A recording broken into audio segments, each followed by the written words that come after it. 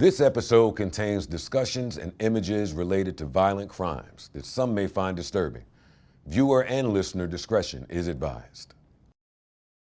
Last week, in the quiet town of Acton, Massachusetts, 17-year-old Arjun Aravind was arrested and charged in the killing of his mother and younger brother, and according to court documents, made several disturbing searches with AI prior to their deaths. Arjun's father told investigators he left for work last Tuesday around 7 a.m. Later that morning, a tutor was having trouble accessing the house. The father tried calling the house, but didn't get a response. He then called police and requested a wellness check. Seems like a drastic kind of response, until you find out that Arjun had been having behavior issues over the past year, that his parents kept their household knives hidden, and that Arjun had recently been using the internet and ChatGPT to make searches for, quote, theoretical ideas or fantasies regarding the killing of his family, according to DA Marion Ryan. The last search he made was only hours before the murders. I'm Joe Budden, and welcome back to Crime in America. Most crime shows start after the stories are over, after they've gone viral or the news cycle has moved on. This show is different. Today we're in Massachusetts for an alleged crime that makes us ask, to what extent can AI influence a murder? And then we're on to a case where wedding guests are used as props in an alleged scheme like no other. Finally, we'll examine one of the most prolific accused mass murdering serial killers in America as he prepares for his trial. And hardly anyone knows who he is, or, maybe worse, who he allegedly killed.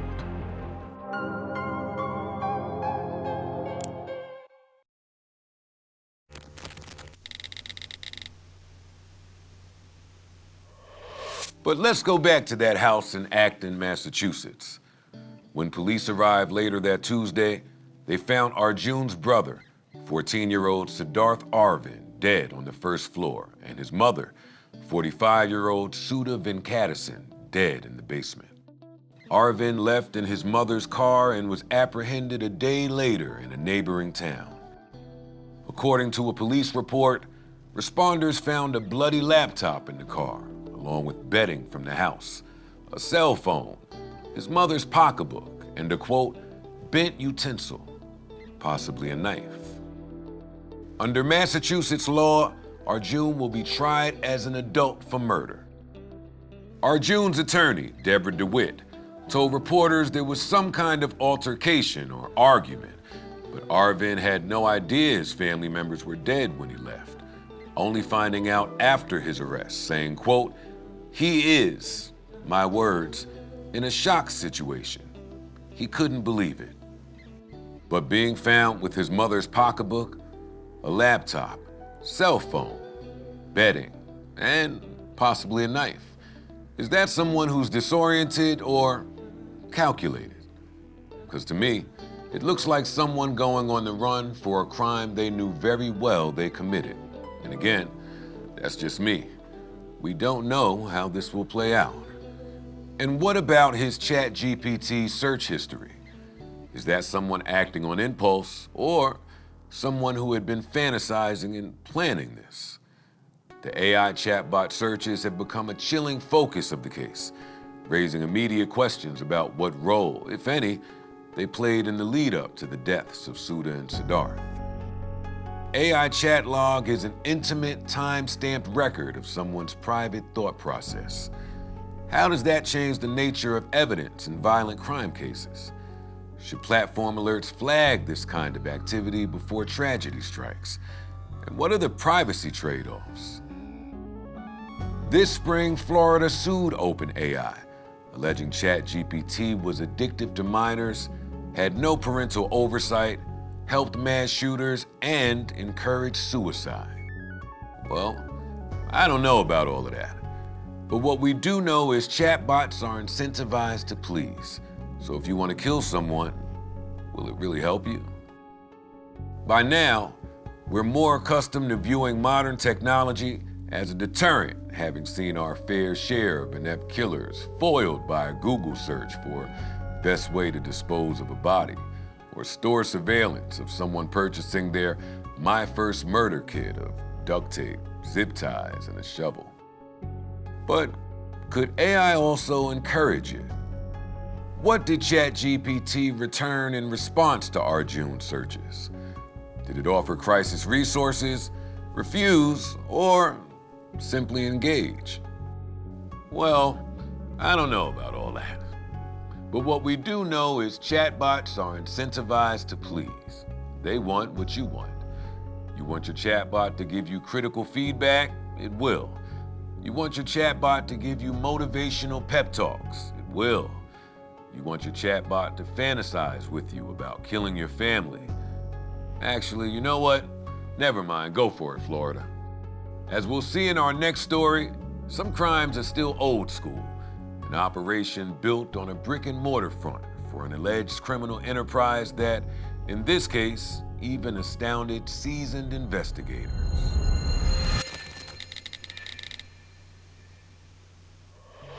So, let's step inside a reception hall on a weekend afternoon in New York. There's a groom in a rented tux, a three-tiered cake on a table, and guests raising their glasses as the bride takes her new husband's hand. It's all normal, except this. None of these guests know each other, and the bride met the groom minutes earlier at the city clerk's office, and the officiant is a stranger. All of them gather for photos of the nuptials. And some of those people, they'll be pictured at a wedding next weekend, and the weekend after, and on and on. And somewhere stashed in a folder marked as an exhibit, federal prosecutors have each and every image, their own photo album of what authorities say is the most elaborate marriage fraud they have ever seen.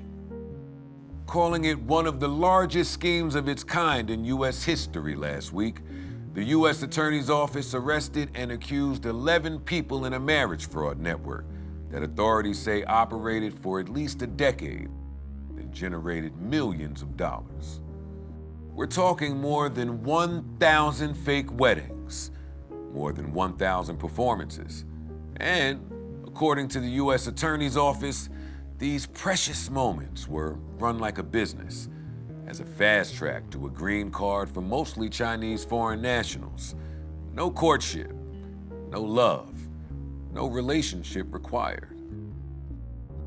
According to the indictment, this elaborate ruse was allegedly run by a Staten Island woman named Jing Yan Yi, who operates a driving school in Brooklyn. So, the same place where you'd learn parallel parking was also the alleged hub of the operation where marriage paperwork got filed, ceremonies were planned, and strangers signed prenup agreements. Let's unpack this for a minute. This alleged scheme needed a couple of things: a foreign national desperate for a visa, and a U.S. citizen willing to sell their name. Finding the second half of that equation was a tedious job of purported recruiters who had to collect tax returns, collect birth certificates, collect driver's licenses, and, most of all, collect personal details. Does the citizen have a job or any kids? The make-believe marriage needed a believable fake spouse. Now, the big question to me, why the smoke and mirrors? Didn't these foreign nationals ever hear of Hinge or Tinder? I mean, keep swiping. But I guess that's too much work. Takes too much time. Buying a sham is easier. According to the indictment, each foreign national paid $100,000 to fake the whole love thing, to make it look good for nosy immigration authorities snooping around for fraud. The alleged scheme was a straight-up transaction. Supposed recruiters made $5,000 for every citizen they landed. The participating citizens allegedly made $30,000 over 3 installments. Get married, get paid. Get green card, get paid. Get permanent residence, get paid. The fake wedding was apparently part of the show. to sell the illusion of a real ceremony and reception to any immigration officer who might later ask for photographs. To really fool U.S. immigration officials, the marriage had to look lived in. In other words, the couple had to look coupled. That meant joint bank accounts, shared utility bills, life insurance policies, and happy photos, according to the indictment. Now here's where the weird gets weirder to me. If an immigration official wanted to check in on the new couple, the fake husband and fake wife were ready, having been coached on personal details by recruiters as alleged in the indictment. Imagine being asked how your spouse sleeps. On their back? On their side? Do they use 2 pillows or 1? Now, let me ask all you married folks out there. Would you pass the test? The glitch in this scheme, not every citizen played their role quietly. As reported in the Staten Island Advance, citing the indictment, on November 12, 2024, one of the alleged fraudsters, Amy Chung, sent a text message to an alleged recruiter, Michelle Dunaz, expressing frustration about not receiving a Social Security card and 3 years of tax bills. This is part of the text, reading, quote, 10 days have passed and no information has been sent. Moreover, she wants to ask the boy for more money to buy food. This is impossible. You remind her that this is a business transaction. He is not her real husband. You damn right he's not. He has no right or obligation to give her living expenses. Don't bring trouble to me. How many times does a text message deliver the trouble in a case? I don't know. But this one, at least for me, is a smoking gun. If what investigators say is proven true about the scheme, let's think about the big picture. This is just the alleged scam we know about. How many so-called happy couples are out there? And once the iPhones stop popping with their happy marriage posts, once the immigration officials are satisfied with their answers to personal questions, once the green card is secured, how many fake couples move on to the final act of the scheme, a real divorce court to end the rules without anyone blinking? Next time I'm at a wedding, I might just take a closer look at the guest list. For our final story, we go to Alabama, where you'll find a man accused of horrific crimes with a trial on the horizon. A story the media usually feeds on, but not this one, not this time.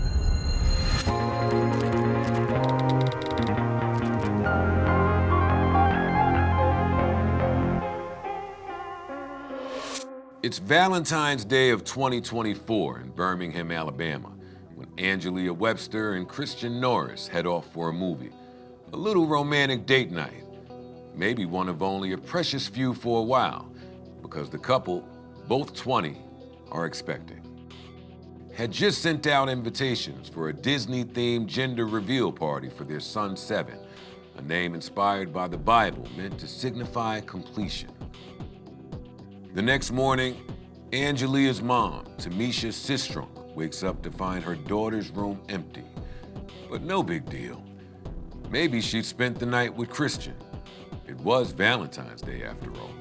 Still, something told her to call and check on her. Her phone goes straight to voicemail. So did Christian's. And after she got in touch with his mom, who hadn't heard from them either, the worried families grew more frantic with each passing hour they didn't turn up. The next day, just before 4 p.m., police find Christian's white Taurus in an alley in nearby Wylam. Angelia and Christian are both inside, shot to death at close range. Angelia would never see her first Mother's Day as a mother. Their families spend the next year grieving and waiting to hear who had cut the lives of their loved ones so short. Then, on May 7th, 2025, they got their answer. A 21-year-old named Damien McDaniel was charged with killing Christian and Angelia. No motive was publicly disclosed, though Christian and Damien were former friends. But the young couple's double murder was only the tip of the iceberg. The final charges levied against McDaniel include killing 16 other people over the span of 14 months. Not many details have been made public regarding the motive, but in many of the cases, the official charge is murder for hire. McDaniels had the reputation of being the primary enforcer of violence and homicides for a Birmingham drug organization. If convicted of all 18 murders, McDaniels will become Alabama's most prolific killer on record, and yet, his story, the story of his victims like Angelia and Christian, have never risen to the level of national news. But the reason you haven't heard of Damien McDaniel might have less to do with what he did or why, and more to do with how we perceive an alleged killer like McDaniel, and why that matters. But first, let's look at the charges. McDaniel's alleged murder spree began in July of 2023 with the purported murder-for-hire ambush of a well-loved firefighter, Jordan Melton, killed, according to a criminal complaint, because he was subpoenaed to testify as a witness to the shooting death of a young father, Eric Tyler Sledge Jr., by Larry Rollins, an alleged associate of McDaniel. Rollins ended up getting acquitted for Sledge's murder on the grounds of self-defense, according to his attorney. Next came a string of 4 murders that weren't, as far as we know, contracted hits. Reginald Bryant, killed during the robbery of his truck. Mia Nixon, McDaniels' ex-girlfriend, and then Christian and Angelia's double murder. Then the ambush killing of longtime UPS worker and father Anthony Love Jr., followed by the first of 2 mass shootings, both at nightclubs, both quadruple homicides. Angela Weatherspoon, Markeisha Gettings, Stevie McGee, and Lorandris Anderson were gunned down while attending a birthday party at Trendsetters Lounge. 10 more were wounded. Then, 2 accidental shootings. Charles Herbert Moore, shot to death in his home. Police say the shooter or shooters were looking for someone else. A 35-year-old mother, Deontrinette Brown, a month later, shot to death inside the 604 Bar and Lounge, leaving behind a 14-year-old son and a host of grief-stricken family and friends. It's not clear who the intended mark was. 2 days later, the second mass shooting. Another 4 people killed and 17 injured at Hush Lounge, the worst mass shooting in Birmingham history. Taj Booker and Anitra Holloman, a 21-year-old single mother who lost her longtime boyfriend 2 years earlier to gun violence. His case remains unsolved. The other 2 victims, Carlos McCain and Roderick Patterson, had both been previously charged with murder but never sentenced. McCain was acquitted of the murder of 15-year-old Kelvon Julius in 2017. The case against Patterson was dismissed at the request of prosecutors, citing death, unavailability, and non-cooperation of witnesses. A recurring theme in these killings appears to be rewards offered by police that could never outweigh the price of talking. McDaniel is one of 3 suspects in the Hush Lounge massacre, along with Larry Rollins, the guy who was acquitted after McDaniel allegedly killed the firefighter meant to testify. The last murder, less than 24 hours later, was caught on surveillance, showing the gunman killing a 32-year-old Jamarcus McIntyre and stealing his backpack. McDaniel and 2 other suspects sat outside McIntyre's cousin's home for 2 hours in a stolen car, exchanging chillingly flippant texts about the wait. According to court records, McDaniel group texts 2 more suspects not on the scene, DeMarco Beck, and he's back, Larry Rollins, saying, "I'll set the bitch on fire. Bet they come out then." Then, "I'm just talking shit though. I'm swatting," which got a heart from Rollins and a ha-ha from Beck. McDaniel was arrested shortly after, bringing his alleged 14-month murder spree to an end. He pleaded not guilty to all charges. In a Facebook post he made shortly after his arrest, McDaniel accuses police and former lawyers of lying and framing him. And while he didn't outright deny that he killed anyone, he did offer sympathy to those affected. The truth is, this situation takes a toll on more than just me and my family. It takes a toll on everyone who's been affected. And I truly send my sincerest condolences, because no one deserves to lose a son, a daughter, mother, or a father. So I understand how y'all feel, because I've lost people I loved. But McDaniel's condolences stand in stark contrast to the sentiments he shared in a 2022 YouTube documentary about Alabama gang violence. When asked whether he felt bad for victims' mothers, he said, quote, "They gonna do the same thing to you, so why not do it to them? Why show them compassion when they ain't gonna show your folks compassion? They ain't gonna spare me. If their son ends up dead and they come to court, they ain't going to spare me in that courtroom." So the question I still have is, who is this guy? When I was talking to columnist Roy Johnson from AL.com, it's the first thing he asked too. Whenever someone is accused of a heinous crime, the first question I have is, wow, how did they get there? Because things really don't happen in a vacuum. They don't happen in an instant. Deadly decisions have deep roots. We don't know a lot about McDaniel. He grew up outside of Birmingham in a suburb called Fairfield. Most of what we do know comes from his criminal record, which includes half a dozen juvenile arrests and a conviction for 2 counts of attempted murder when he was 17, for which he got a split sentence, serving only 2 of his 15 years. Prosecutor Lane Tolbert told AL.com, quote, "When you have no witness cooperation, like in most of his cases, because of fear probably, we were lucky to get that." McDaniel was arrested for attempted murder again in 2021, but the grand jury didn't indict him.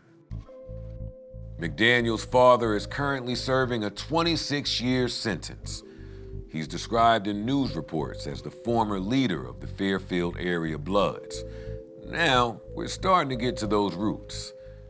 If McDaniel is found guilty, maybe this helps trace how it all started. That's why I talked to Roy about how difficult it can be to break generational crime. People unfortunately do what they know. They do what they emulate what they're surrounded with. And that's why it's important to provide opportunities to surround our young people with different options, to surround them with choices that will allow them to live the lives that they want to live and afford the things they want to afford without making deadly choices. So yes, maybe breaking those generational chains is difficult, but certainly not impossible. Who knows if anyone tried to save McDaniel along the way? All we know is his father's criminal record. McDaniel's father has a 2007 murder charge for shooting 23-year-old Cedric Birch 2 months after he and others allegedly doused Birch in gasoline and set him on fire. But his dad never went to trial for that slaying. Prosecutors dismissed the case. So hopefully you've noticed a theme here. A lot of these murder charges get dismissed, and a lot of these victims never get justice. But why is that? I was looking at this Reddit thread about an article by Carol Robinson, who's been covering the McDaniel case extensively for AL.com. The article asks the question, is Damien McDaniel a serial killer? Almost all the comments answered with a resounding no. People called him a hitman, mass murderer, spree killer, anything but a serial killer. But the truth is, if convicted, McDaniel would meet the criteria for all 4. According to the FBI definition, a mass murderer kills 3 or more people in a single incident without a cooling off period, like the nightclub shootings.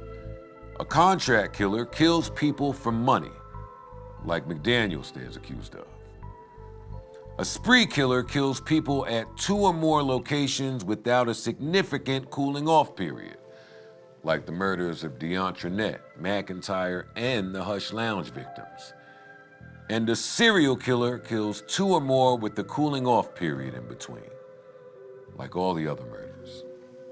And remember, McDaniel also allegedly killed a man during a robbery, his ex-girlfriend, and a couple expecting a child, which haven't been classified as murder-for-hire killings. But the point is, the implications of value judgments like the ones made on this Reddit thread are staggering. As Roy was telling me, maybe it's time we recast what a serial killer is. Wasn't until really McDaniel was caught and charged where the cloth, the quilt began to be woven together, and the extent, the length of it reached such a magnitude that it made people realize that, wow, this is in fact a true serial killer. Serial killers today may look different and their motivation might be different. These were not necessarily alleged crimes of lust or of attacking a certain group of people. This was someone who was doing it for profit. If the allegations proved to be true, was doing it as part of a group that was essentially an enterprise that really struck down anybody who stood in its way and anybody who happened to be an innocent bystander. So I think the definition of serial killers should be certainly adjusted, renewed, and revived and reformed for this era. And by any definition, Damien McDaniel will certainly qualify. And dismissing McDaniel as a gangbanger dismisses his alleged victims too. And we see that play out throughout this story, where murders often go untried and vulnerable members of these communities learn what to expect when a loved one gets killed. Not much. And dismissing Carol Robinson's incredible reporting is also troubling. Intense media pressure directly correlates with police response, and lack of coverage for Black victims translates directly to lower case resolution and closure rates, according to a study by American University. Take Samuel Little. Ever heard of him? I'm guessing you haven't, which is surprising because he's the most prolific serial killer in U.S. history. He's also Black. Little was only convicted of strangling 8 women to death, but post-sentencing confessed to a total of 93 murders. The FBI linked Little to 60 of them, but given the amount of detail provided, many feel the number he gave is more accurate. Little's victims were all marginalized and vulnerable women, sex workers, drug users, mostly Black. Now, maybe his lack of notoriety has nothing to do with race, but try to imagine a white serial killer with the same number of white victims, not already being a household name right alongside Bundy, Gacy, and Dahmer. Can you? I can. And I don't say this because I want more Black men profiled as violent killers, but it cuts both ways. According to the Bureau of Justice Statistics, the vast majority of murders in America are intraracial. That's intra, not inter, with between 85 and 90% of Black victims killed by Black perpetrators. So if we don't profile non-white killers, that means we don't profile non-white victims, and that directly impacts the safety of people of color. Because if there's no outside attention to find justice for these victims, there's no sense of urgency for law enforcement to solve them. Media is an amazingly powerful tool in how crimes are both perceived and processed. The late great journalist Gwen Ifill coined the term missing white woman syndrome to describe the disproportionate attention given to white women and girls by the media, law enforcement, and public at large compared to that given to people of color. Think about Nancy Guthrie, Gabby Petito, or Natalie Holloway. Those are all names we know well in the true crime space and at large. But at the same time, Black women like Keisha Jacobs, Henny Scott, and Akia Eggleston also went missing or were murdered. When these women are heavily prioritized by news outlets, The outsized focus leaves the public largely unaware of the tens of thousands of missing or murdered people of color. I think not only does this disparity signal or even perpetuate the idea that certain lives are more important than others, it also has direct impact on the allocation of resources, time, and money spent to bring them justice. While Black Americans are disproportionately victims of violent crime, mainstream true crime media overwhelmingly centers on affluent, middle-class white victims, especially white women. This erasure shapes inaccurate public perceptions of crime, devalues Black lives, and reinforces a racial hierarchy of empathy. In the cases we see on true crime networks or listen to on podcasts, law enforcement and the legal system are the heroes. They find the bad guy. They put him behind bars. They give closure. Not looking at cases involving people of color could also be seen as a reticence to cast a critical eye on authorities. But really, that's the whole point of journalism. That's why journalists doing just that need support, and cases like this need visibility. So as always, I implore you to stay open, stay thinking, and most importantly, stay safe. I'm Joe Budden, and this is Crime in America. See you next week.